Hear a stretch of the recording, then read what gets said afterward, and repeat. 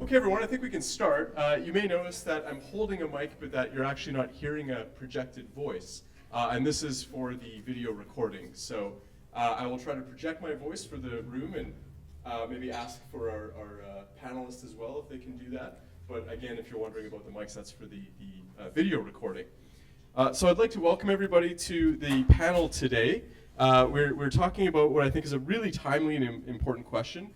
The university beyond the classroom, experiential learning, and community engagement. It's a value, I think, at the University of Winnipeg, one that we really take seriously and I hope do well. And so I think we've got three very qualified speakers in this respect who've all had rich experience with either experiential learning and community engagement or both.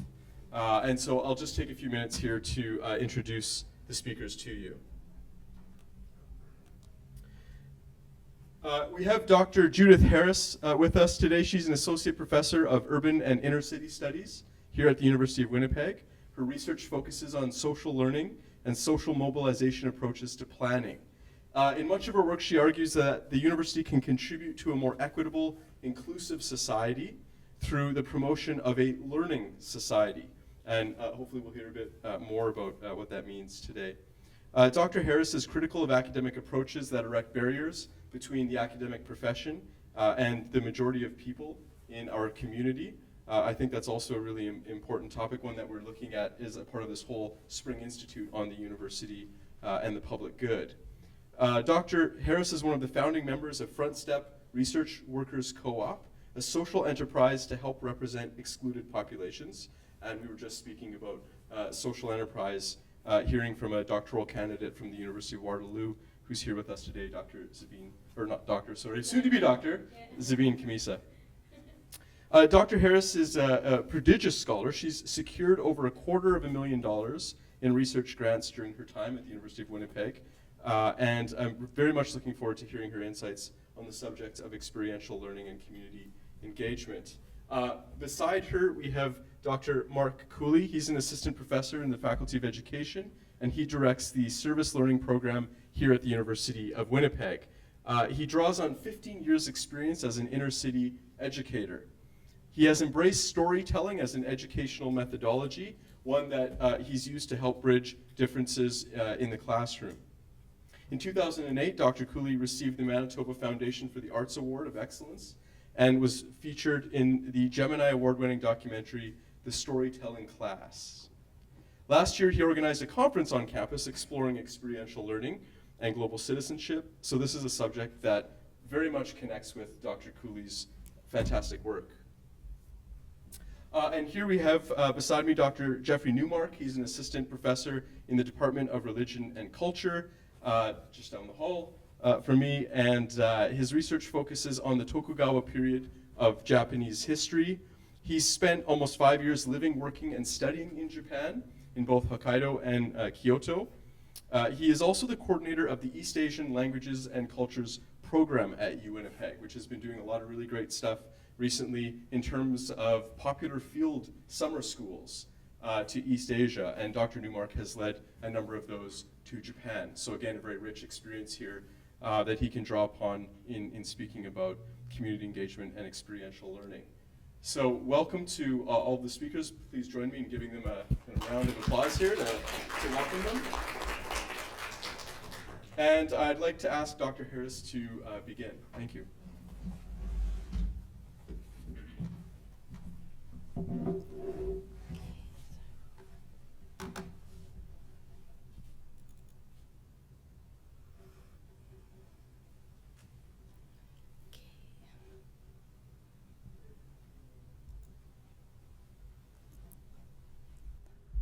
I have a Mac. Right there. Bottom right-hand corner, there's like a little slide projection button. There? No, of the window. Oh, I see where it is, yeah. I got it. Yeah. Okay. So I'm really happy to be here and really excited about hearing the other panelists speak. And I'm very happy to be talking about a program that I think is, giving me as much as it's giving anybody else. It's just a wonderful experience for me, so that's why I like doing it. And the program is called the Walls to Bridges Prison Education Program. In the States, it's called Inside Out. So people could Google that and check that out. And Wilfrid Laurier is where the headquarters is for this program in social work. Okay, so I wanted to quote one of our students who said that the class took our moments of gray and gave us colors of hope. And so this is just an inspiring idea for me to have the student now. Okay, so I wanted to start by looking at the fact that education is a human right, and it's also a means of realizing other human rights. And it is related to empowerment, escaping poverty. It's a means to participate fully. It is a means of safeguarding women and children from exploitation. It promotes democracy. We know there's a relationship to population growth and controls. In the end, it's the best financial investment a government can make. It enlightens and activates the mind, and it's one of the joys and rewards of our human experience, this education. And people in prison actually retain all of these human rights and fundamental freedoms that are set out in the UN Directorate on the UN provisions for human rights. Okay. So education is very important, and it's a human right, and people in prisons should have access to it. Okay, now the Special Rapporteur on Human Rights, reporting to the Human Rights Council, tells us that education is uniquely and preeminently concerned with learning, fulfilling potential, and development. It should therefore be a fundamental concern. It's not just an add-on. And so it shouldn't be just provided when resources allow for it. And this is particularly the notion that we find in some of the correctional facilities across Canada, that it's just an add-on, you know, it's a frill. So what are these programs, Inside Out and Walls to Bridges Manitoba? So these programs bring campus-enrolled students together with incarcerated students inside the prison wall to study university and college courses for credit. So you can picture people learning in a circle, people with very different life experiences, people who are getting to know people in the class, each other in the class. The approach is Freirean.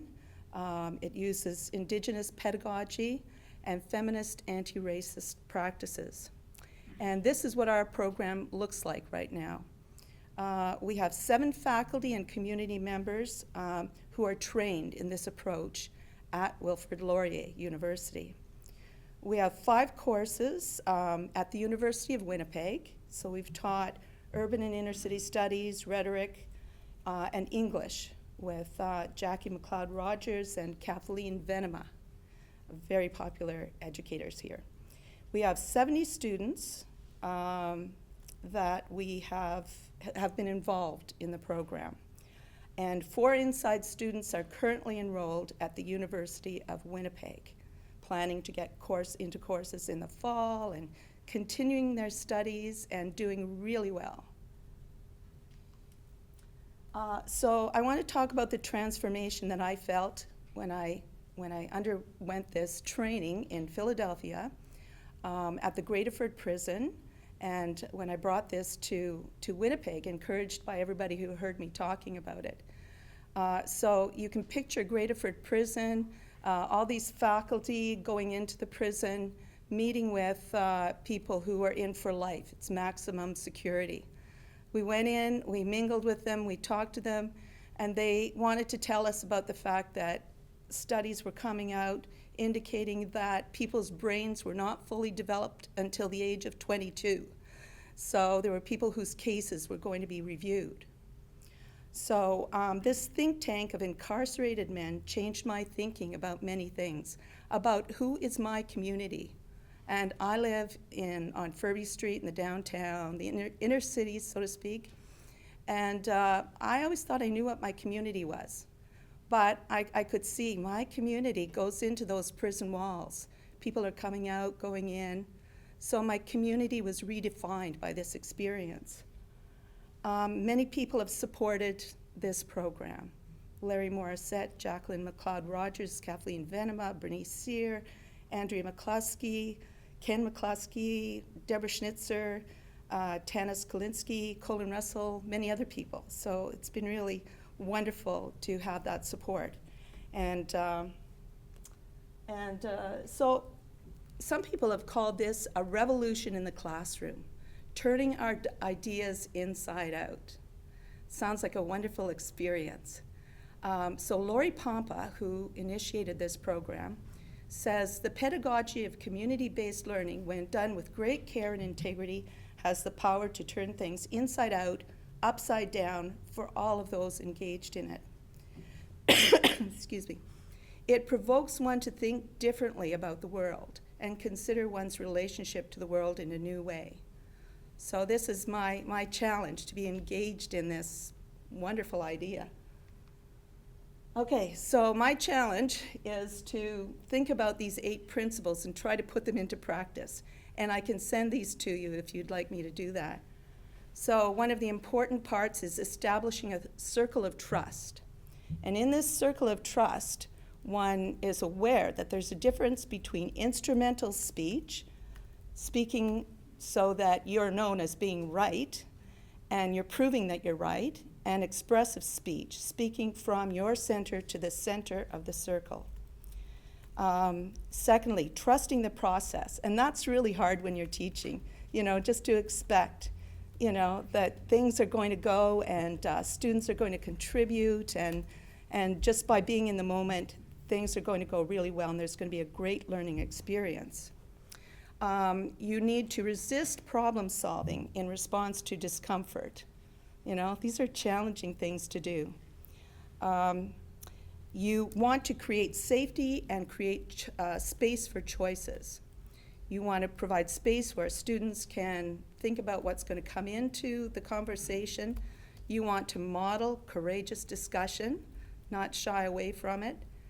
And you want to name things when they come up. So give students a space for naming things that are occurring to them so they feel safe enough to do that. You want to realize that this is getting there together, learning in collaboration, and in our individualist society, we don't think about that, about learning together. And in so many conferences, it's about, oh, I can see a weakness in your presentation right there. I'm going to mention that. Instead of having a collaborative approach. The instructor is the bass player and not the rock star. So you have open-mindedness, but you're also responding to comments that arise and naming those when they arise. Attending to the force that ambivalence exerts. So you want to work effectively with resistance and not assume that something subversive is going to destroy the class. You want to model honest, compassionate naming of what you see as being needed. I knew I was going to have to go back, okay. Instructor awareness. You want to be self-reflexive and have the ability to be transparent. So you can see how this is a great challenge for you, and I'm still learning about this. This is what's so exciting. We want to learn with our whole selves, and we want to think about deep listening. And Simone Davis, who brought the program to Canada, talked about listening hard, and I love that idea. We're really listening hard. So this is experiential learning in situations that begin with the experience of the learner, and we interview people to ensure that we are aware of where they're coming from. And the subject matter should be within the scope of the ordinary life experience of the students. And people who've taught for a long time know this. This is important. And this leads to the formation of purpose in the student. Experience should expose you to new physical situations and new ideas as worlds converge. And in the classroom, in the prison, worlds converge. Now, I want to just bring two ideas in from John Dewey, the idea of continuity and interaction, which are both really important and I think really come out strongly in Walls to Bridges. Okay, so continuity. Dewey tells us experience, if it arouses curiosity, strengthens initiative, and sets up desires and purposes, can carry a person over dead spaces in the future. So I thought this is what people need. They need to recall a wonderful experience with people in a classroom with them that's going to carry them over dead spaces that, you can encounter when you're just out and you're carrying the label of offender with you. And you're right back to where you were before. So we try to deepen the experience by interviewing our students. And I'm going to be going in to interview the students in the inside because we're teaching right now at the Women's Correctional Center because I'm understanding how important it is to get to know each other. And the aim is to open up rather than shut down access to future growth experiences and help students to expand their contribution to society. It's a great challenge. It's wonderful, wonderful ideas. We want education that goes beyond discipline and punish. And we can see changes in both inside and outside students. They see themselves differently based on their collaborative learning. Both experience the change as personal development of the authentic self. So I'm talking about doing this, and it's a wonderful challenge. Interaction is important, peer-to-peer learning and social learning. The outside students learn from the inside students about what prisons are like. They also learn about the patterns that we see in terms of ordering and surveillance in mainstream society. So it's in the prison, it's in the hospitals, it's in the education system, that kind of ordering and surveillance, as Foucault says. These systems that discipline and punish and get you on the other side of that line. You experience it here in university probably as well. And society learns. And the rapporteur to the UN also tells us one of the major barriers to the education of prisoners is public indifference and ignorance. And so this idea of expanding our idea of community and who's in our community, what's happening behind those prison walls. So we see that systems can imprison society at large. Rory tells us that in this space we satisfy a hunger to express our true selves beyond the expectations that so often imprison us. So we can understand the same prisons that we make for ourselves and society makes for us.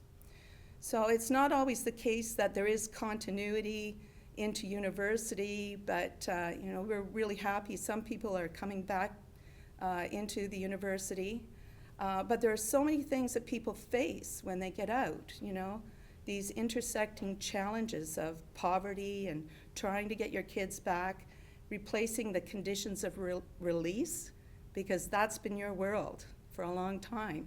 So replacing those is difficult. So the question is whether people are reintegrating or, again, finding themselves excluded. So this is our proposal, to expand this program to Headingley and Stony Mountain beyond the Women's Correctional Center, to have a model that involves all post-secondary institutions in a cooperative structure. That's our dream. Everybody will be a member of this cooperative. And, they'll pay for their membership and support the program. And we want to offer courses all year round at all facilities and in community locations, breaking down the walls. We're starting a think tank of people who have come out and people who have taken the courses, and we're hoping that those think tanks are going to help us to teach in a better way and to do research and lobby for change. And we're talking, Andrea McCluskey had the idea of a U of W roadmap for people when they come out, so we're working on that. So, colors of hope and safety, to quote the Inside student.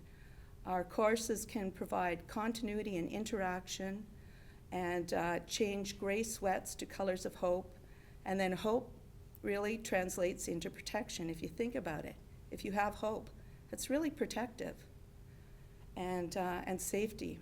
And here's more information, some contacts if you need them. Thank you.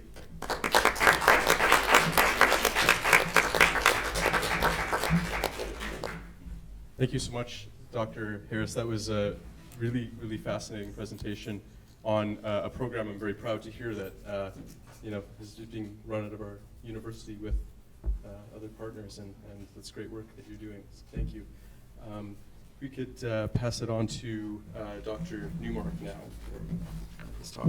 Thank you. This is like leaving marks on the board. But I don't know how to turn it off, so okay, thank you. It's not as bad as writing on the whiteboard with permanent marker. No.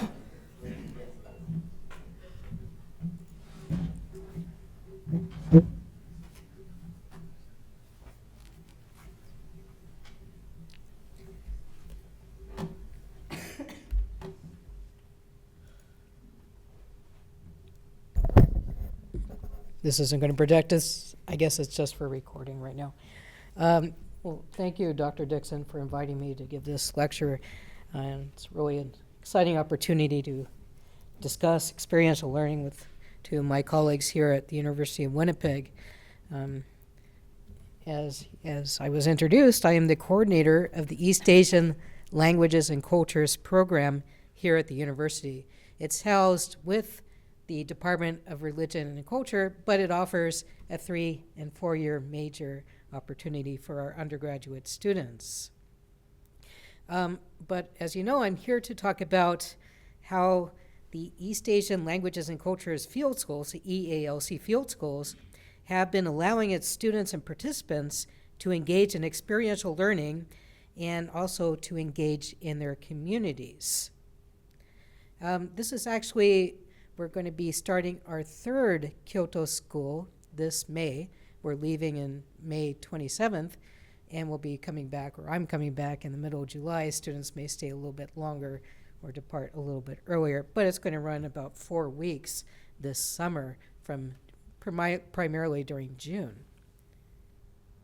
The Kyoto Field School is part of a rotation with field schools that we offer in Shanghai, China, and Cheonan, South Korea.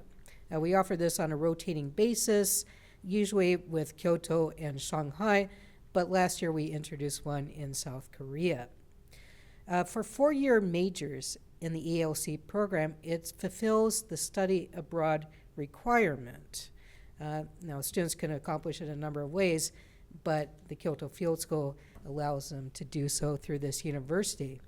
It's 4 weeks, like I said, and it's also a 6-credit course, so it's highly intensive for students who are going to participate. The focus of the course, it is a real course with real credits. It's actually about Japanese civilization, but we use Kyoto, the city of Kyoto, and its surroundings as the backdrop. So the components, well, students attend lectures during the weekday mornings, and in the afternoons they go on excursions of various cultural, religious, and historical sites around the city. If you've been looking in the background there, you see what is King Kakuji. I'm trying to find a better picture, but King Kakuji is the temple, the Golden Pavilion temple. Actually not a temple at all when it was constructed. It was the summer home for one of the shoguns, one of the military commanders.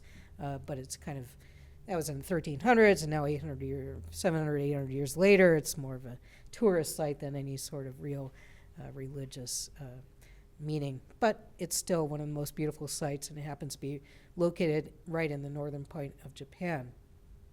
So, like the Golden Pavilion, like King Kakuji, will go to other famous and not so famous spots around Kyoto, but are highly meaningful for the course. Not only in Kyoto, but we have day and weekend trips to nearby cities like Osaka and Nara, as well as a weekend trip to this place called Mount Koya. And on the right side of the screen there, you can see the pathway to one of the famous graveyards. You can see the graves of various samurai warlords and leaders of companies like Sharp and Panasonic, who have very nice graves. I just thought it'd be a little, that's the entry going in. I don't know if I really wanted to take pictures of graves, but it is a very beautiful place. And it's also the birthplace of Japanese esoteric Buddhism, or Tendai Buddhism. Not only that, but the Doshisha staff, alongside our staff, coordinate various cultural activities like a kimono exhibition, kendo matches, kabuki demonstrations, and of course, welcome and farewell parties. Most recently, in 2015, some of the Winnipeg students coordinated a Canada Day celebration for both the Japanese and Canadian students during that time. The coursework itself, on top of the lectures, well, students are expected to maintain journals throughout the program. So before any one afternoon excursion, I'll assign a few topics associated with the site for the students to reflect on and then later incorporate into a small 1 to 2 page response paper. By the midpoint of that course, I'll discuss with the student what type of running themes are evident in these journals, and we'll start to work toward their longer term paper, which is a discussion on their experiences throughout the course, bound by, well, hopefully and ideally a main topic and some sort of creative or analytical thesis. We always gear that in terms of our papers. This project, though, is submitted after the course ends, and therefore after most students have returned to Winnipeg, so they have a few weeks or days, depending on how long their schedule is, to appreciate Japan without having their professor dictate what to think and what to look at. They appreciate that, I think. But still, they come back and they do have to return their paper to fulfill the course requirements. The course, the excursions, the cultural offerings, and its assignments are obviously necessarily experiential. It's highly based on what they reflect on, what they experience in Japan. But the other part of this experiential learning opportunity is achieved through the field school, not only about learning, but living abroad and living relatively independently. And this necessitates an application process that we start around last November, maybe last October, about half a year before the course begins, to ensure that the students are physically, mentally, and academically prepared for this program. Due to the limited housing for Japanese students at Doshisha, the university we are working with, on-campus accommodations are not really an option. Instead, students live in their own apartments, which are single occupancy units that you see kind of diagram there. It's all in Japanese. On the right side is a balcony. It overlooks another building, very pretty. The middle part above the 6 is a Japanese style room, tatami mats, but it does have a bed, a TV you see in the corner, storage on the left, a washroom you can see with the toilet and the bath, and then a small kitchen. This is single for each student. MB, you'll have to take a guess. I don't think it refers to Manitoba, but maybe it does. I don't know. Well, on top of that, they're kind of giving their own amenities like a bed, a TV, air condition, desk, a washing machine as well. So it's geared for them to live kind of on their own in some ways that they haven't done so far. And, for several of the participants, it's not only their first time leaving the country and going to Japan, but it's also sometimes the first experience they have living outside of their family homes. There's no doubt at all that living abroad in a non-English speaking country is going to be a different experience in Canada, but independent living altogether is an experience that this program affords all of its students. And just venturing outside of their apartment for an evening dinner or going to the grocery store enables them to gain a wealth of experience that in Japan that they would not really have here in Winnipeg, at least for those who are trying to study and speak Japanese language. Well, we kind of looked at and tackled the inherent experiential learning component of this course, and then that kind of leads to the question of how this engages the community. And what kind of communities, in fact, are being engaged here? Is it a student community? Is it a Winnipeg community, a Canadian, a Japanese, a global one? And the answer is simply yes to all of these, at least for the students involved. To envision this kind of engagement in multiple communities for any one student or individual, I'll turn to my own expertise, my own academic expertise, and offer a Neo-Confucian worldview. This is designed by a thinker named Zhu Xi in China, but adapted in Japan in the 17th century, kind of to hold everybody in check. But it is interesting the way that the individual is envisioned in this model. So we use it as a set of concentric circles with the individual or the student in the innermost circle. Surrounding that circle is their next community, the family, and then around that, maybe a neighborhood, the town, the province, the country, finally, the universe occupying the outermost circle. I didn't have enough circles for all these levels, but you can see how it kind of goes into that sort of pattern. So the actions that are committed at the innermost circle, at the individual level, have a rippling effect through even the most peripheral and broadest circle of the universe. So in a way of learning, adapting this to the learning of the Confucian style, cultivation of the individual, cultivation of yourself, is also cultivation of one's community, from the local community to the universe or the universal community.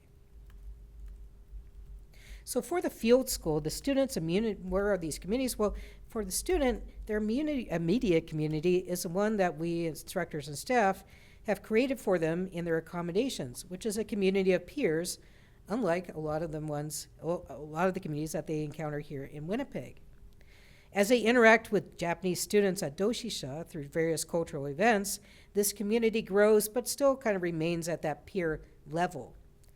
A visit outside on their own to any sort of store or an izakaya, a Japanese pub, allows the student to immerse themselves into their new Japanese community.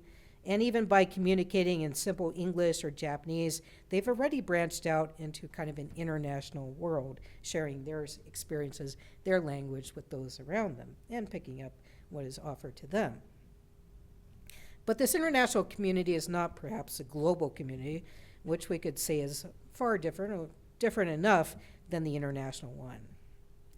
How to discuss this? Well, let me kind of introduce you to a topic I give as a lecture, one of my first lectures when I'm out in Kyoto with the students. I often tell them the story when I was sitting down with a little bit of older Japanese people. We were talking about nature, the environment, the passing scenery we were looking. And these people, it's not just one time, but they tend to say each time, well, Japan is very special, it's peculiar. Why? Because there are 4 seasons. And each of us is thinking, well, duh. I mean, we all have 4 seasons in Canada. We have 4 seasons in the States. Why is that so special? Why is that so notable to be pointed out? Well, I give this kind of thought to the students on one of the first days, and they're asked to ponder it when we embark on one of our first excursions to a place called Arashiyama. This is on the southeast side of Kyoto. It's noted for its natural scenery, like you see here. This is the Togetsukyo Bridge, crossing over a famous river called the Kamogawa. The other side of the bridge is a mountainous hillside, a tree-covered hillside with some mountains off to the right. There's a monkey park. On the left side you see it'd be a little bit back here. And on the right side are smaller temples that are a hefty climb to get up to. But anyway, throughout this area, it's not just the hills, but on the side that I'm actually taking the photograph from, there are a number of shops, temples, and shrines mixed in with bamboo groves. So one can surely appreciate the intertwining relationship between nature and man simply by walking through these forests or groves alongside 1900s or early 1900s train tracks, or even marveling at an ancient Japanese maple tree growing out of the middle of a carefully raked dry rock garden, a Zen garden. But as one attunes themselves to the other senses, they'll hear other things. They'll hear the shrill droning noise of cicadas. And this is something you cannot escape in the Japanese summer. You know, the cicada sounds are like shh. I mean, it's drowning out everything. But it's something you'll just hear no matter where you go in the summer. They'll smell and taste, maybe, the yaki senbei, or fried rice crackers that are peddled along this river. And while they may not find it the most pleasant, especially for those of us from cooler and drier climates, they'll experience a very humid and hot month being in Kyoto in June. In fact, it's the rainy season, so the one thing we tell students they have to absolutely purchase a steady and sturdy umbrella because it's going to be used. Well, these are all part of Japanese cultural and religious aesthetics, getting back to this point about Japan is so special because of its 4 seasons. And remember this cicada, this is the Oniyama semi, or the cicada, the largest cicada. It looks like a dragonfly, but they classify it as a cicada for some reason. Maybe it's because of the fact that it makes cicada sounds and dines on smaller cicadas. But still, this is one of them. This is mentioned often in haiku. It's a kigo, a seasonal word that elicits summer for the reader, but even more broadly in the religious sphere, it's a symbol of Buddhist ephemerality, the samsara. Its emergence from the underground in the summer when you hear it. It is a symbol of beginning it's a sign that it's beginning its mating cycle immediately before its own death. And this again is Buddhist samsara, the cycle of birth and rebirth, just from the cicada. So while these experiences at Arashiyama during the first part of the course foster an intriguing classroom discussion, the students also tend to lead the course with a sense of environmental stasis or an ecological stasis that's hard to experience or hard to see, so obviously here in Winnipeg or in Canada. In that sense, they're acquiring knowledge and experiences that can be used to engage in a global community, a broader concern for the world and all of those that inhabit it. So this engagement with multiple communities, whether you just subscribe to this Neo-Confucian model or not, still plays an integral role in the students' coursework back in Winnipeg. Those who enroll in the further ELC courses share a broader, more globalized worldview with their classmates here in Canada.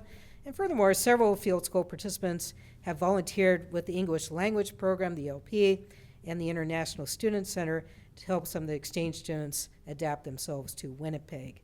And a lot of these students are hailing from Doshisha University in the fall, and they've already met them through the program over in Kyoto.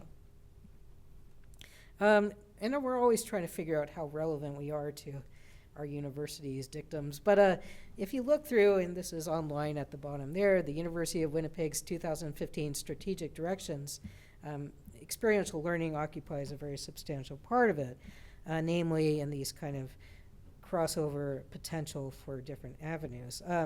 When in more specific, it's in research and technology. You can see in the first part is kind of combining teaching and research, and the way that it's strengthened is through a link with research and experiential learning opportunities, or some sort of convention there. And then below is also a combination of technology and experiential learning. So not necessarily these are exclusive, that we can only look at offer online courses, which is not something that is the best, maybe the best thing, but a combination of experiential and online courses are a way to factor in technology in this new avenue of teaching and learning. So the university's own Experiential Learning Network, ELN, emphasizes a point that perfectly encapsulates the goals of the Kyoto Field School. And read there, experiential learning can also take place when instructors intentionally create the space for students to share and reflect on the experiences that already exist in the classroom. So those students who have actually taken Japanese language or Japanese culture here in Winnipeg through the Japanese field school obviously can have a new sort of environment, a new sort of space to learn, and not just in this classroom over in Kyoto itself. And finally, as Dave McCabe, the CEO of the Royal Bank of Canada, wrote a little bit over a year ago, in fact, early May last year, in red, he said, experiential learning can act as a bridge to create greater prosperity for the country and ensure that we continue to thrive into the 21st century. So there's a lot to be gained, I'm sure that my co-panelists can agree, through any sort of experiential learning program, but there are many things that are not so obvious at first. So whether or not the students and even the instructors realize it immediately after the program ends, but all participants of the Kyoto Field School and other experiential learning courses have begun cultivating both self-enrichment and their new modes of community engagement that will have a long time change on each of their lives. Well, thank you very much. Thanks, Jeff.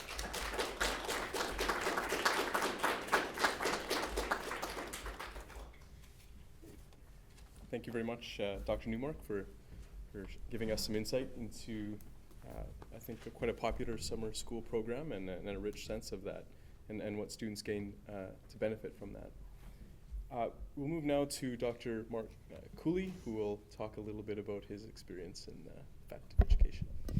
Sure. Well, I'm getting set up here. Has anyone here watched the show Brooklyn Nine-Nine? Do you know after the credits roll at the end what the production company, you know what they say? Not a doctor? Yeah, that's me. Not a doctor. Oh. But I am going to inform my committee that I no longer have to complete my dissertation and defend it because Dr. Dickson has granted me the distinction. If you say it 3 times out loud, you just become part of the club, right? We'll arrange a ceremony here after the talk. Since you're not a Fremulon? Yeah, there you go. You watch it, you know. All right, there we go. But everything else you said is absolutely accurate. I just didn't want to jump up in the middle of that introduction. So thank you for having me here. My job is I'm an assistant professor. I am a doctoral candidate, and I'm in charge of coordinating the service learning program for the Faculty of Education here at the University of Winnipeg, which is a job that I take very seriously for a couple reasons, and I'll maybe try to demonstrate this reason here. But first I should make sure I have something to know what time it is in front of me. So I just want you to imagine in your head, if I were to say to you, and I'm not going to force you to say it out loud, imagine a brave thing that you've done. All right, just imagine something in your life and you go like, okay, something brave, all right? And raise your hand when you have it in your head, all right? I'm not going to ask you to say it, just, all right, a brave thing you've done, all right, good, all right. Now try to imagine a brave thing you did before you were 16 years old. All right, it was the same one, that's good, maybe. Come on in. So, the reason I'm asking you that and the reason I take this job seriously are connected. I'm a graduate of this faculty a long time ago. And I graduated this faculty, or graduated from this faculty with my Bachelor of Education degree, and I had great marks, which is a trait common to lots of education students. And I was well prepared, right? I had my teachable majors, and I knew how to design a lesson plan. I knew basic theories of pedagogy. I could define pedagogy, probably not accurately, but I could make my way through it. And then I got a job at Gordon Bell High School, which is 4 blocks away from here, and I failed miserably as a teacher. And that's why I take the job seriously. I failed miserably as a teacher mainly because of this. I asked my grade 9s about the bravest thing they'd ever done, and one of the stories that was written in one of the journals I got back was from a student named Scott. Scott, who lives close to you, but maybe on the anyone on the north side of, or did, on the north side of Portage. And his story was that in the middle of the winter, I hope none of you are from St. James, because this might have happened to you, although this was a long time ago. In the middle of the winter, he hopped on a bus and he did this very cool thing that I see kids do now, because I take the bus here, where he waited till someone got off the back door of the bus and then he snuck in, right, and ducked down until the bus was moving, and then he popped up and grabbed himself a seat, and he got himself all the way to St. James, got off the bus, went, and because it was cold and it's Winnipeg, he took all of the extension cords. That's what we do in Winnipeg, and we don't have electric cars, but we have to plug them in all winter. So he got about 5 or 6 extension cords. He wrapped them up under his jacket, did the same thing going back home, got off the bus, made his way to the rooming house where he lived, and tied these cords together in a daisy chain, so they were strong and all plugged in, threw them out the window, went across the back lane, grabbed the cord that was coming out the window, threw it over the power lines, plugged it into the parking lot of the apartment building across the back lane, went back in and plugged the electric blanket that his mom had stolen from the Giant Tiger. He plugged it in because the landlord had turned their heat off for non-payment. And that's where he and his mom and his little brother slept. That's why I failed as a teacher at Gordon Bell, because the things that I had learned failed to prepare me for the experiences of the students who I was tasked with shepherding into the adult world. And the gap between my experience and their experiences was so large that my attempts fell on deaf ears. And because of the particular way that we structure education and power, the fact that there were 45 students in my first grade 9 class and 2 at the end of it, I'm not kidding, was not a reason for me to be summarily fired. This is the city we live in, divided by ethnic origin and income.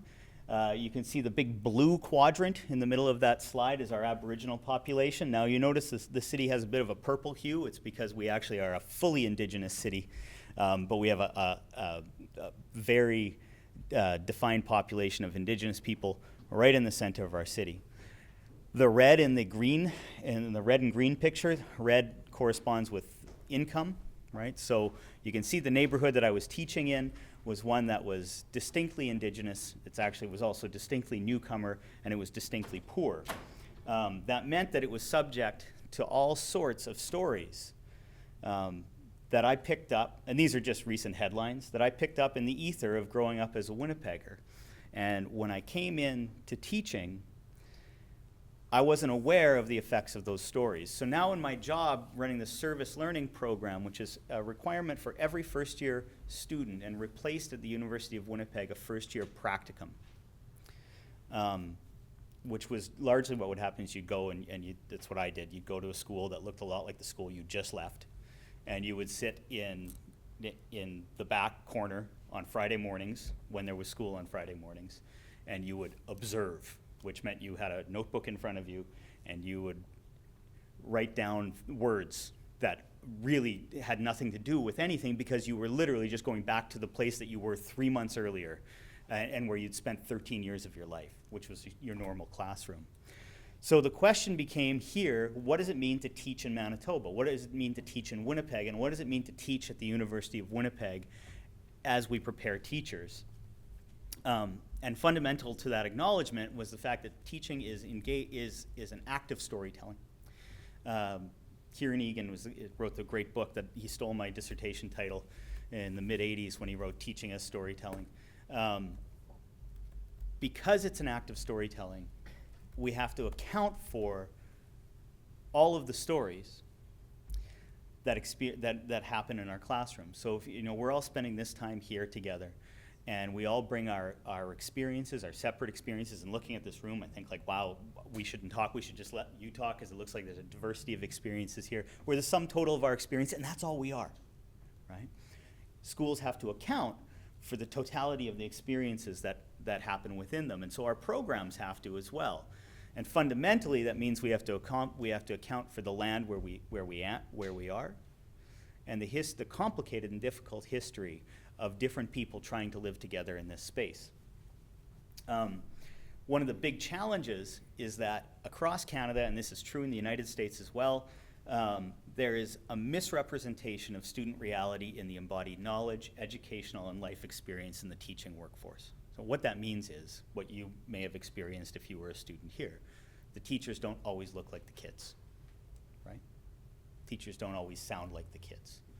Our teaching force doesn't reflect our student reality, especially in the inner city. And if you didn't know this, the University of Winnipeg Faculty of Education has a particularly unique mandate in that we are asked by the province of Manitoba to prepare teachers who are capable of teaching in the inner city.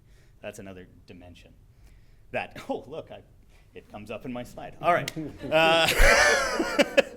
So then,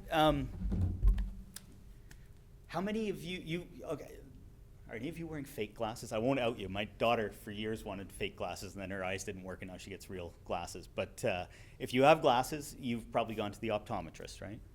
And you've had them do the thing where they like put the thing on you and they flip the different lenses, right? And they say, is this better or is that better? Is this better or is that better?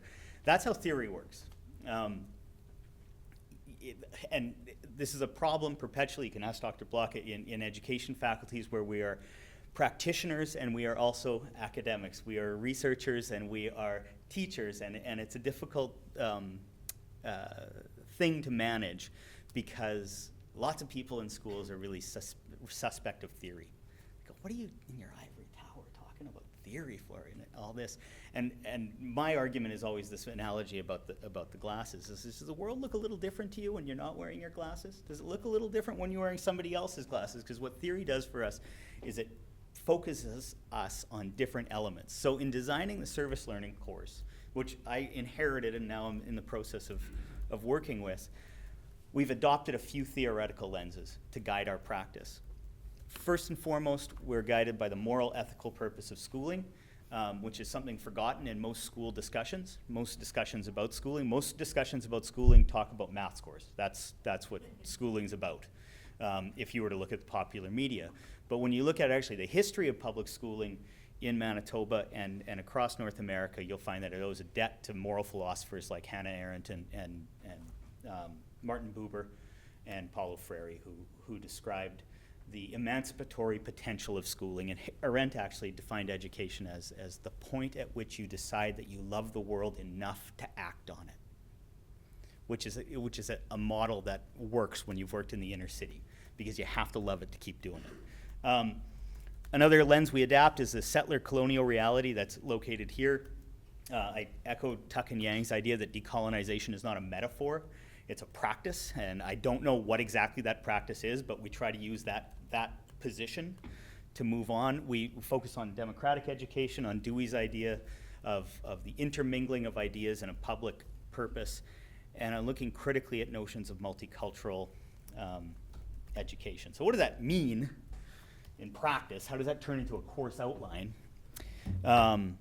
It says that everything we do has to be based on the idea that social relations are influenced by the continued and unresolved occupation of Indigenous territory here. That's just the land we walk on. We want to aim for democracy, and we recognize that schools reflect and reinforce social norms. They're both a place where you learn what's normal and good, and where what's normal and good is negotiated, where lines are drawn, where people are sorted. Now, I won't do it, but if I were to ask you, if you loved school, and asked you to raise your hand, I'd probably get a chunk of you to raise your hand. If I do that with my first year classes, 85% of the students raise their hand. And that's the nub of the issue with service learning. We immerse students for our course, through our course, in community-based placements in environments that have been poorly served by schools. And we do that in order to unsettle the stable foundation with which they view the world that they were made by, right? Trying to correct the fact that there is such a mismatch in experience between the teaching body and the student body.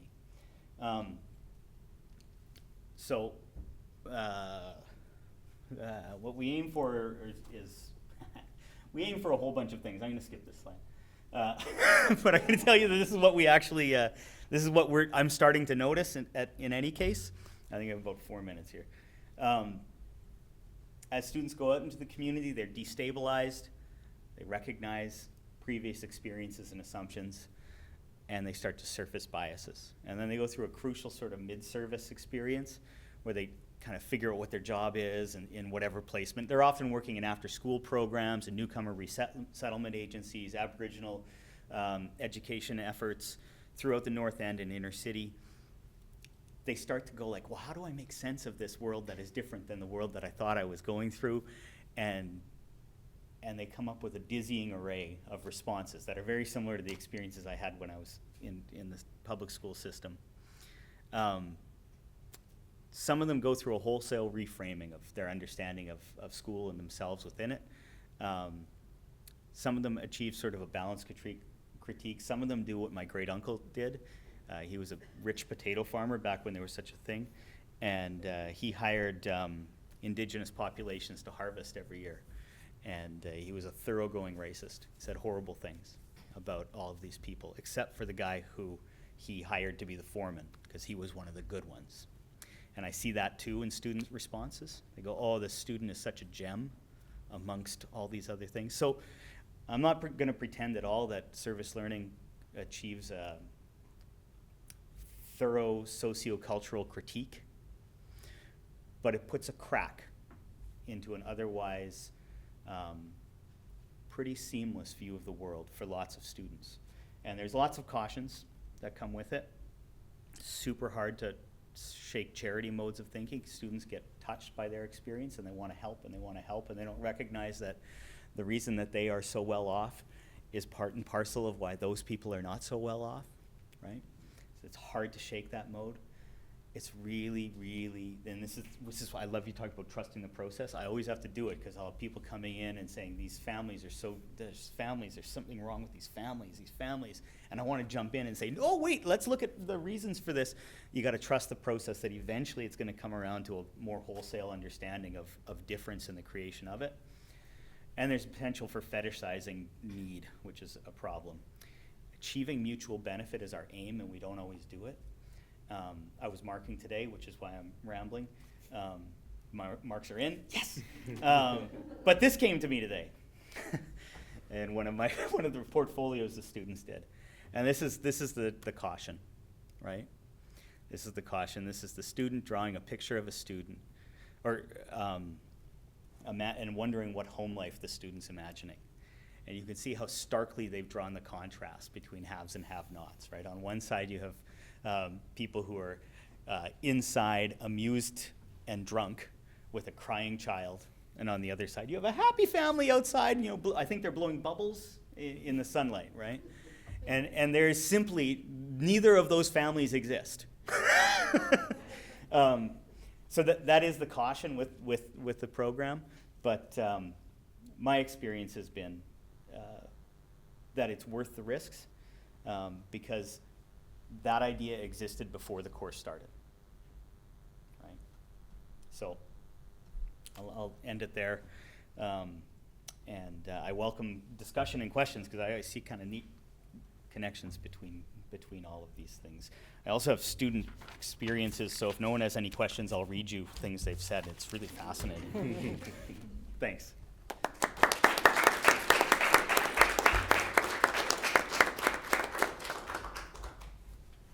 Okay, well, thank you.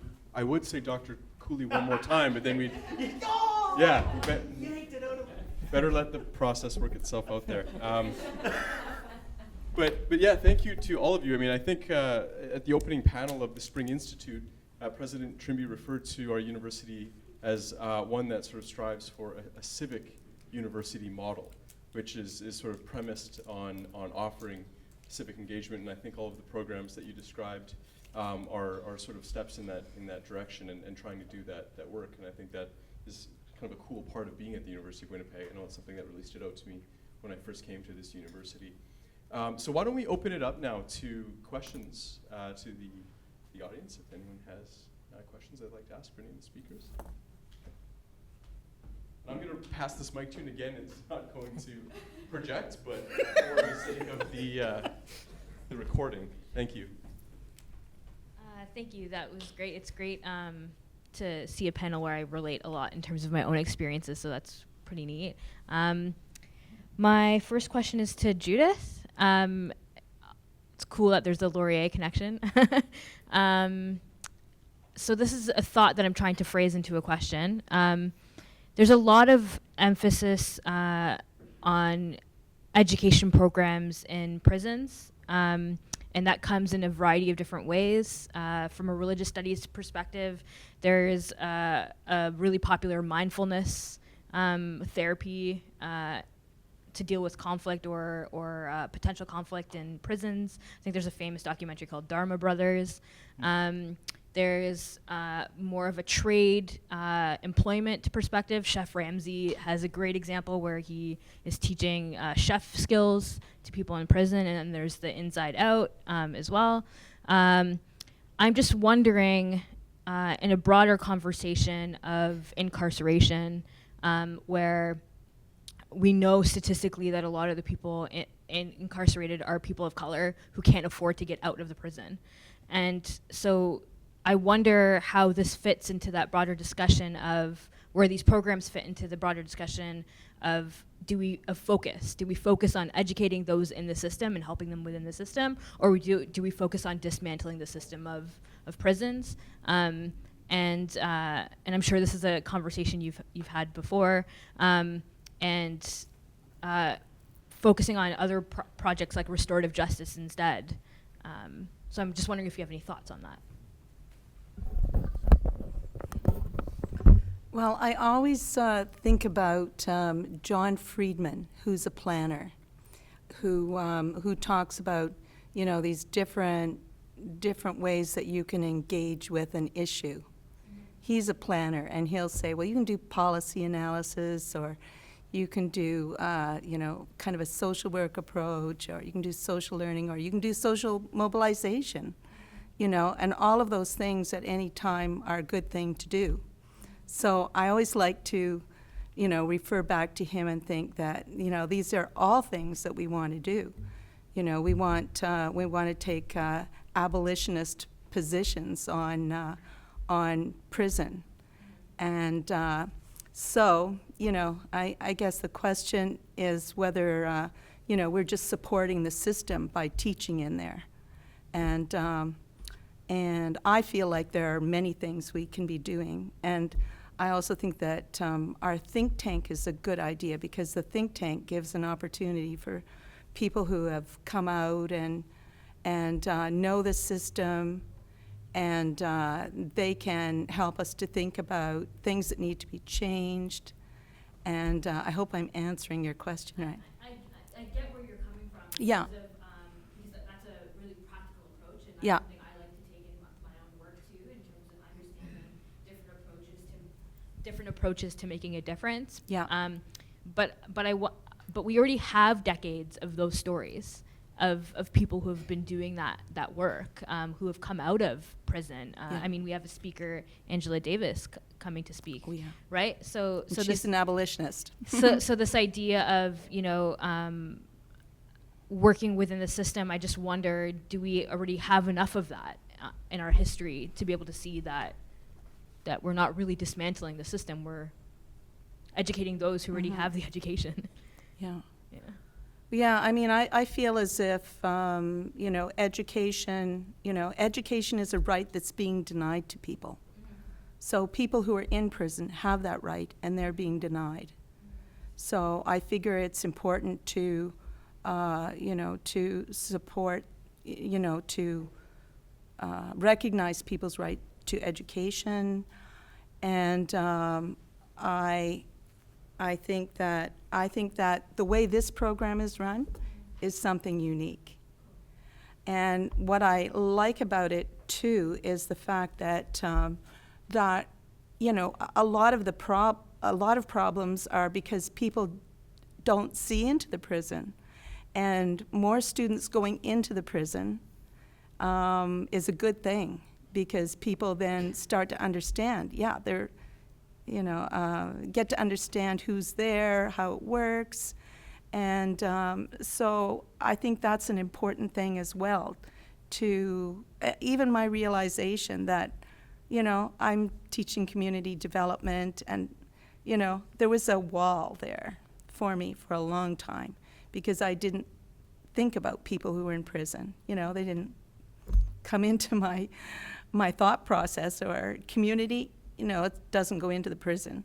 But so it was something that I thought was important, was to the learning that can go on for the outside students and for the community when they realize that, you know, there are prisons everywhere, different kinds of prisons. So, you know, students at the university learning about this, I think, is really important in order to change things, change the systems. Thank you. I appreciate that.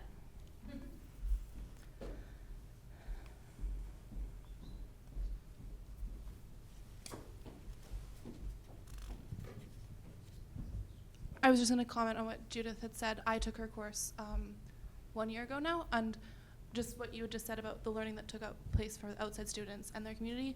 I know before I went in, I asked, well, we had a graduation at the end of the class, and I asked my parents to come, and my mom was very unsure about coming. She knew all the things that we talked about. Like, I lived at home at the time, and I would come home and we'd talk about lots of the things we'd discuss in class, and then, you know, she'd had this idea. She knew I was really excited about it. She came to and she just wasn't really sure. She didn't know if she really wanted to come to the graduation. But after we sat, we were sitting, and she was talking to some of the classmates that I was talking to, and we got in the car on the way home, and she just said, like, it was interesting, the transformation within the 2 hours that she was in the graduation ceremony to 4 hours previously before that. So I think, and then the way she talks about it, and she doesn't have the same grasp of it as Judith does, or even as an outside student does, or an inside student does, but like the interaction that she'll take to like her friends, and then I think that's a step towards.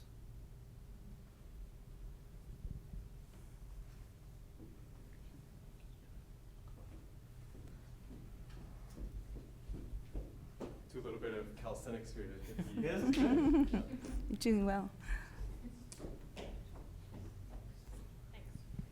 I think this is applicable to each panelist because we're talking about bringing outsiders into various communities, whether or not that's a school or a prison or another country. And Professor Cooley, you mentioned something about mutual benefit in your presentation.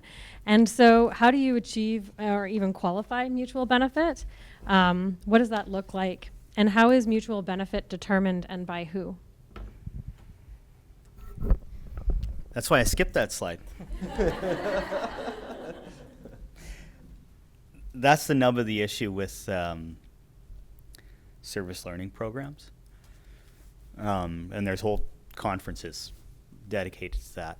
And I've seen the gamut of, it's most pronounced in international service learning environments, right? Where you have well-off Western and Northerners going to the global South or to Africa to build a school and coming back with lots of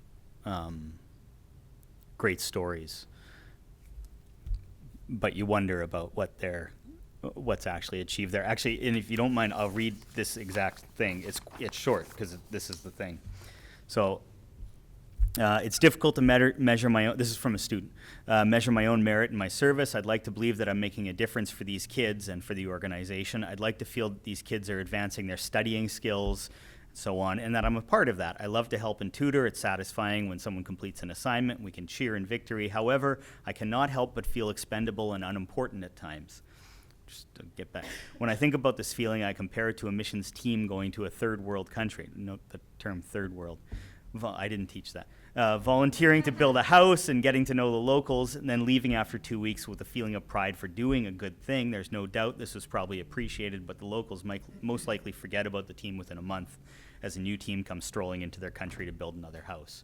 So the students are, this by the way, I consider that great, right? Because they're recognizing the tensions inherent in this. And there's actually connections to kind of what you were talking about too, with like how do we navigate the need to broaden the experiences of our prospective teachers and acknowledge the real need for literacy instruction and language instruction in the outside community. And my answer is we do our best. Mutual benefit, to my mind, is something where I know that my students are improving their understanding of what education writ large means, and that the people they are with are not being exploited and are gaining skills that will help them in whatever pursuit they go in. So it's really simple in situations where there's like, you got little kids, right, who really need to learn how to read, and they're in an environment, like there's simple situations like that where I really don't have too many, I don't stay up at night worrying about it. But there are other situations where I think, am I just reinforcing us-them ideas? And that's why we try to study it here. Has there been then community consultation at all? Yeah, we have a team of, actually it's going to happen on the 17th. Twice a year we get together with all the service learning partners and we get feedback. We're also very careful about the organizations that we partner with. So I'm not going to name any of them here, but my inside criteria is organizations that have clear missions that are ethical and that are secular and that are and I just said that in religious studies. No, it's okay. No, and that's an open issue because we get lots of requests. There are actually wonderful faith-based organizations doing wonderful work, but we draw a bit of a line because of a precautionary principle, right? So, yeah, we do consultations with the folks there, and we review their mission statements, and we regularly try to figure out where that line is. But that's the thing about a community. It's a community. It doesn't always fit with our. Those clear lines are our lines, not theirs. So.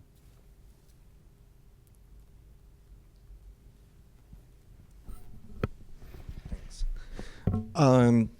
Is this on? Yeah? Oh, okay. Well, I worked 30 years on radio, and this is the first time that I speak into a microphone that is off. So it's really weird, but I'll have to check the audio after that.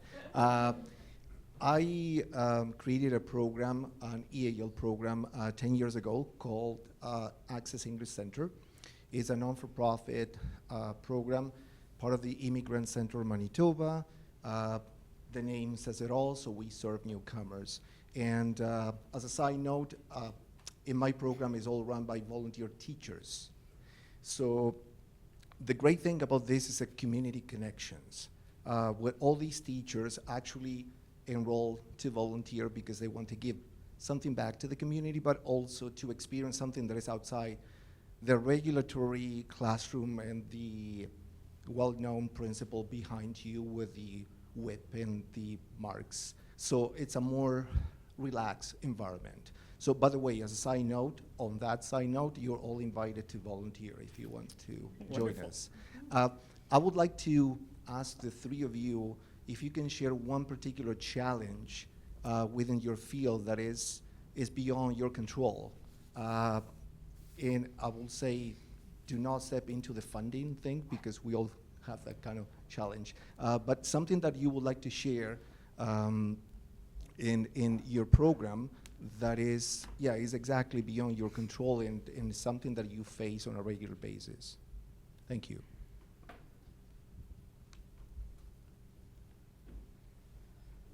Let me think about it for a second. Oh, okay, sorry. Well, I can talk about going into the prison and the experience there of having to, I mean, it's what you were talking about going in, and there are rules, and as it exists, we are considered volunteers, which has to be changed, and but there, I mean, that is a challenge just to work with that system, and also to, the feedback you get that why are these prisoners getting education why would they deserve that? So I guess the social judgment on what we're doing as being something that is not deserved by people there. So I think a lot of people feel that if you're in prison, you don't have any rights. And so there's that kind of judgment, I think, that goes on. And I think we feel that sometimes as well when we go to the prison. And so sometimes that's difficult, and it's hard to understand the way things operate in there as well. So I've run afoul of a few rules going in, and cannot represent my students in the way that I would like to represent them, because that's seen as me being manipulated.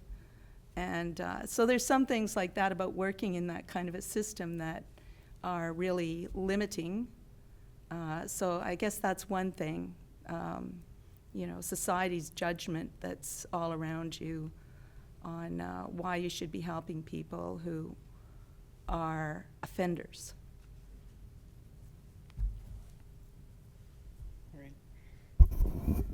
That's a really interesting question.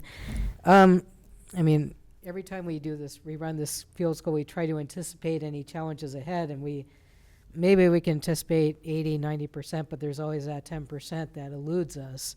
And some of those are more practical concerns, behavior things, or just people getting lost that we can never predict, or we can never completely control. But more of the on the more academic side, the more mental side, there's a tendency that students, no matter how much they study, no matter how much they interact with the target culture in these field schools to East Asia, there's a tendency to exoticize where they are, and in post-mode terms, like considering it as an other rather than kind of more of a globalized or natural community. So this becomes apparent in some of the discussions. I talked to this strange old guy, and he taught me these important lessons, and it's like, what did you learn?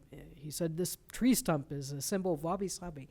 And we get all these terms that really are exoticizing a place that wasn't really meant to be. And in a way, it's something that as much as you talk about, as much as you try to say, try to think about where you are, it's kind of still this division between us and them that Mark was referring to a second ago as well.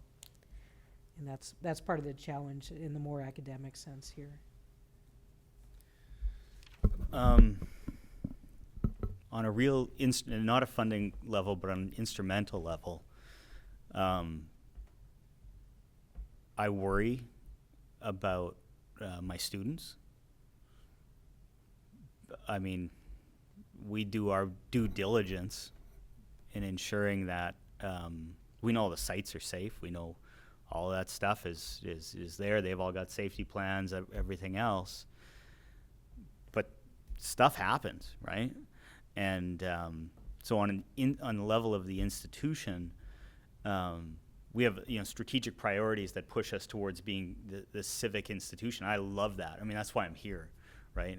It was what was missing from my education, and students suffered because of that. But there's real issues. Like what if someone gets hurt, right? It's and that's a real question. We don't know what happens if someone does. Legally, we don't know.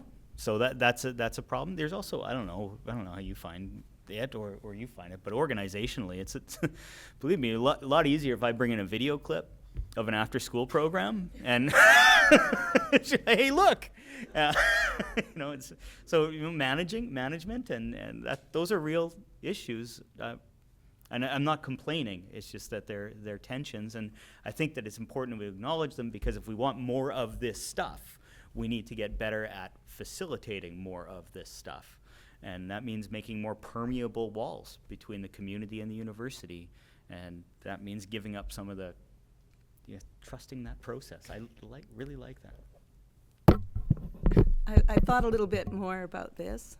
And I'm thinking that the biggest challenge, the biggest thing that worries me is when people get out, that I'm not connecting with them well enough. And when they get out, there's so much that they're dealing with. So you can teach one course, and then people get out and they're excited about coming to university, or they're running into roadblocks.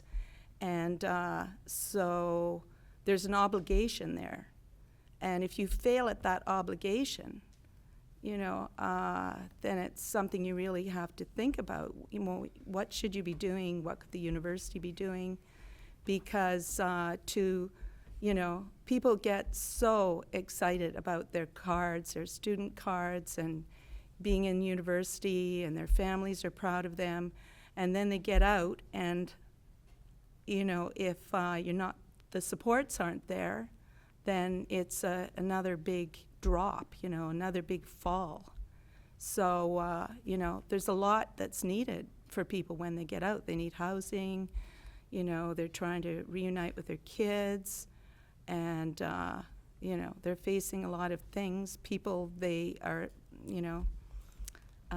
they're trying to reconnect with. I think that is a really big challenge. My turn. I wondered if you thought that the ability to do these sorts of experiential learning courses or these opportunities were the privilege of the tenured professor, or if there are opportunities for adjuncts and others in the institution to do this sort of stuff. And I guess part of my question then is that something that the university is really supporting, or only once you have your secure tenure job, then can you do stuff like this? I can try. Well, I know Mr. Fremulon might have some, sorry. But I'm not tenured. I mean, there's a tenure stream, and there are different levels of instructorship and professorhoods here. But it's not a freedom that, even if you do have tenure, the responsibilities that one has with the field school, whether or not it's in a foreign country or in a prison or anywhere else, that kind of, it breaches borders of like job security. We do have waivers for students. I think each program probably has a specific waiver, but there is responsibility that we feel toward our students, toward the places we're in too. So it's not that, oh, well, I can't be fired or something like that, therefore I can be as lax as possible. And the administration thinks, well, this guy is he's tenured, so we trust him more. It's not simply like that. And in fact, a lot of the help and a lot of the co-workers, my co-instructor on the course is a contract staff as well, a sessional instructor. So the university puts a lot of trust in both a tenure stream professor or assistant professor as much as they would with a contract staff, academic staff as well. And it's not just the work of one person. It's beyond that. I mean, we rely on administrative support from our departmental administrator to the dean to the vice president academic for these kind of field schools, especially when they get to kind of the sister school area. So I'd say it's a privilege to conduct these, and I enjoy it a lot. And it's one of the many great things about working here is the impetus to do these experiential learning programs. But I don't think it's something that it's a privilege because I'm on a tenure stream or not tenured or something like that as well.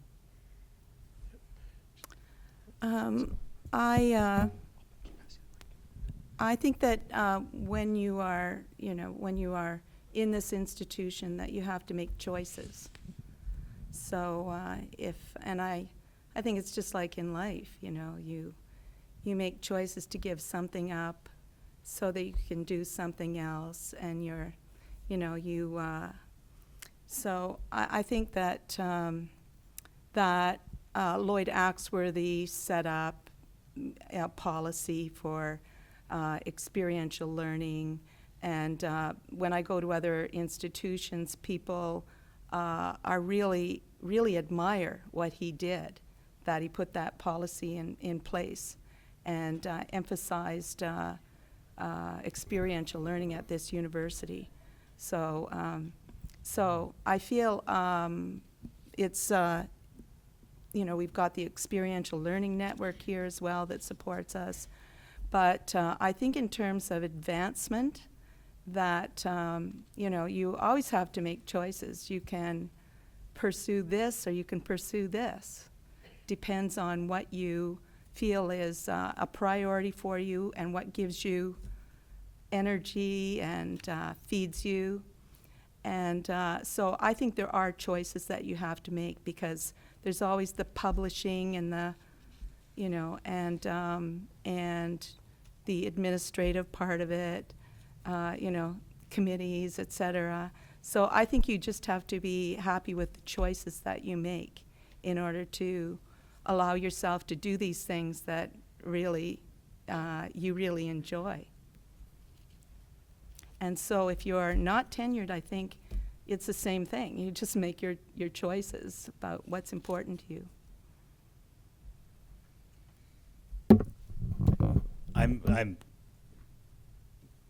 I'm regularly awestruck by how privileged I am, and with that comes responsibility, and so I guess I figure my job is to take advantage of every bit of it that I have to divest, to try and alert people to the constructed nature of what we consider merit.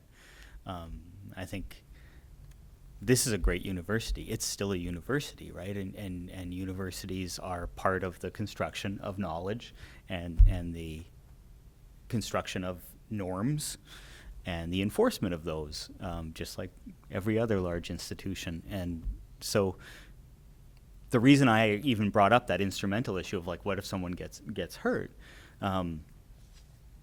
is because there are restraints, right? There are real restraints, because all educational institutions, being institutions, are somewhat conservative, and so they're going to try to perpetuate the existing way things are. And so, yeah, there's a bit of that. But I agree with you. It kind of comes down to a choice, right? It's like, well, and people love it. Like, I'll tell you, they love putting up pictures of, students in the community and people in jails, and not people. Actually, that's the thing. They don't like putting pictures of people in jails. They like putting pictures of people. They're helping people, and look, they're in Japan. So I mean, they're popular. But I think it would be silly to not say that there was. They take some risk, yeah. Sure. This is for Jeffrey. So I think it's awesome that you're offering this course. In my undergrad, I had 2 travel experiences, and I was just telling the class this. One was a 3-month trip to India with Doris Jacobs, and then one was a 2-week course in Cuba with Michelle Desjardins. So I really valued that, and it really shaped my approach to religious studies. But I also equally had courses that had fieldwork components to it that focused on local community. And I'm just wondering if that's something that also happens. I just don't know. I'm not familiar with the university enough to know if that's offered as well. So when you mean by local community, you mean something Close to the university, if you're focusing on Japanese culture, for example, right. or there are Japanese cultural centers that students can understand institutions, maybe even other provinces. Sure. No, it's something we had a workshop more about Japanese language last week, and it was one of the questions we're tackling is how to expose students to Japanese culture, Japanese language in a place like Manitoba, which is removed from the Asia Pacific, unlike some area like Vancouver or even Toronto with a kind of a hub of international communities there. We do have certain outlets. We have the Manitoba Japanese Canadian Cultural Center, MJCCC, if you want to use a smaller word, that help us with that regard to expose students or have a chance for students to learn about the Japanese Canadian heritage here, which does tie into Japanese culture and Japanese history, but they are naturally specified for the Japanese communities that have prospered and lived in Manitoba. There are other courses that we've offered Japanese cuisine, and it's not the ideal things. Some of you may love sushi around the town. Whether or not it's authentic cuisine is a different story. But these are experiences that we try to offer. And then kind of the use of technology is that we're never that far from communication with Japanese schools, with counterparts at Doshisha or Kyoto. And those are kind of the tools that we try to incorporate into the classroom too when we're teaching about another culture. So it's a challenge. I won't disagree with anybody on that. But as we're getting more tools with the classroom, we can ease that lack of contact for us. Sure. Okay, well, why don't we leave it there? Thank you to our panelists for generously sharing their time and experience.